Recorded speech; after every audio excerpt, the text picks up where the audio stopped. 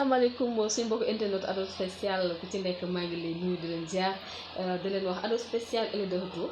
vraiment ñu fas yéene waxtaan lépp lu jëm également toujours ci création d'emploi ñun ci loolu la ñuy dox ba tax nag tey effectivement choisir nañu kenn war ko waxtaane koo xamante ni macha allah ku bëri jom d'ailleurs sax ku Sénégal ñëpp ko xam mais là avant loolu ngeen may ma rek ma remercier suñu ay quelques sponsors je dirais parce que ci biir semaine bi macha allah. jot nañoo collaborer ak koo xamante ni Sco Mali moom joindre na ma vraiment pour ñu waxtaan mu intégrer carrément ci l'équipe d'Ado Spécial et loolu vraiment du def lu dul di améliorer équipe bi mais di améliorer également li nga xamante ni mooy visibilité bi donc ñoo ngi koy remercier suñu grand frère suñu xarit Abdou Khadir Dieye depuis Mali ñu nuyu également sa femme Thiamé Dieye ay xamante ni tey moom la ñu choisir ci suñu Ado Spécial mu nekk deuxième choice ci biir Ado Spécial moom ñëpp a ko xam mën naa ne Sénégal ñëpp a ko xam Afrique ñëpp a ko xam mais également Europe ñëpp a ko xam à travers liggéey bi nga xamante ni moom lay def mu nekk liggéey bu rafet liggéey boo xam ne ñëpp a ko rafetlu macha allah donc ki ma leen di wax moom Pikine la juddoo yaroo Pikine màggee Pikine moom tur bi nga xamante ne moom la ko nit ñi di woowee mu jël tur boobu tuddee ko atelier tur boobu maamam moo ko tuddee tur bi law ba léegi moom nee na nag tur bi jigadiwu ko benn yoon exactement tur bi jigadiwu ko moom nag dugg na l'école muy jàng jusqu'à ba am BFEM léegi mais ci biir jàng bi moom buñ ko daan jox xaalis inscription bi moo xaalis inscription da ko daan dem jël di si def commerce di ci jënd ay coton-tige ay mouchoir à jeter di ci jënd truc accessoires yoo sew sewaan ne di ko jaayaat moom wàllu jënd ak jaay dafa nekk astuce boo xamante ne moom da ko yàgg bëgg da koo dooree léegi ba mu amee BFEM qu'est-ce qui s'est passé ba mu amee BFEM mu dugg ci business bi dans un premier temps mu commencé li ñuy wax rango dafay uti ji ay clients di ko indil ay jaaykat su ko defee moom lam cay teg rek ci wàllu prix pour les marchandises moom moo ko moom mu jóge ci loolu àdduna di dox mu dajeeg benn africain voilà mu dajeeg benn africain boo xamante ne c'est un dessinateur un couturier kooku nag ci kooku la jàngee métier bi donc ki ma leen di wax nii kii déjà kon couturier la kooku moo ñoom ñaar ñu ànd mu koy former lu yàlla na ma defal rek xam nga mu koy former macha allah ba un certain temps mu arrêté ne moom dafa bëgg a tukki moom nag nee na tukkeem bu xalaatul sax di jënd ay visa wala di jaarale chemin boo xamante ne c'est pas légal au contraire mu def lépp mu jaar yoon teg ci droit chemin def lépp légalement déposé ci ambassade ba mais ci ndogalu yàlla 3 fois refusé nañ ko visa donc soxnaam si mu nekkal d'ailleurs ma koy nuyu de passage moom mu nekk yàlla bi nekk Europe moo nekk Afrique boo gëmee sa bopp toog fii Afrique lu ne mën na la fay fekk boo gëmee sa bopp toog fii Sénégal lu ne dina fekk te exactement conseil yooyu dégg na ko mu ne d'accord léegi naa continuer mu fasaat diggam nekk ci tali bi di dugg ak génn ba yàlla def encore une fois mu am inspiration defar benn chemise mu sol ko chemise bi rafet ñëpp apprécié ko man lii dama koy defar léegi di ko jaay mu si defar di jaay di si defar post Facebook gars yi commandé di ñëw ndànk-ndànk léegi noonu la def en tout cas ci vente chemise la débuté muy def noonu xam nga di def noonu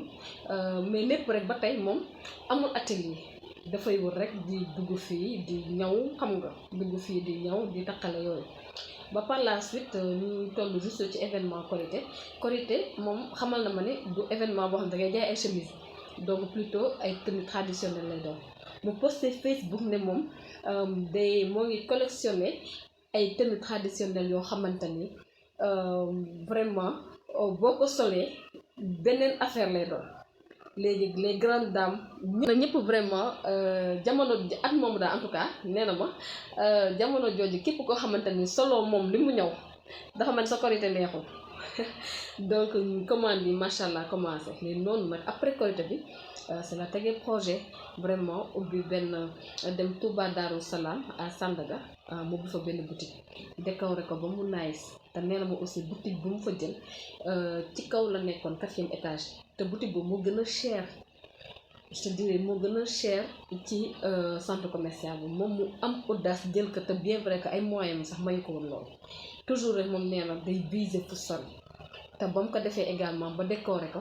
yàlla dimbali na ko ba lépp rafet na nice na léegi nag yàlla dogal également muy ñëw di exposer en tout cas boutique boobu moo nekk première boutique d'exposition à Sandaga gis koo xam ne dafay dawal xool ci kaw 4e étage gis exposition affaire nice nga gaare sa oto yéeg jënd lu la neex et cetera donc foofu aussi mu nekk loo xamante ni lu ko marqué la en tout cas muy exposé di jaay xam nga def yooyu clientèle bi di gën di ñëw macha allah ba nga xamante ni 5 ans après mu ubbi une boutique ici à Rufisque rond-point Killing Nabi foofu également mu décoré ko ba mu nice te dinaa la ne moom nee na coût bi mu def foofu noonu ci boutique bi nga xamante ne mu nekk ici à Rufisque mat na 10 millions ci koo xamante ni chemise nga doon taqalee di duggal ak a génne macha allah je touche du bois donc ba mu paree si loolu également mu rassembler ay jeunes ñu nekk mu leen di former ci wàllu couturier noonu tam moo ngi koy def il a ses employés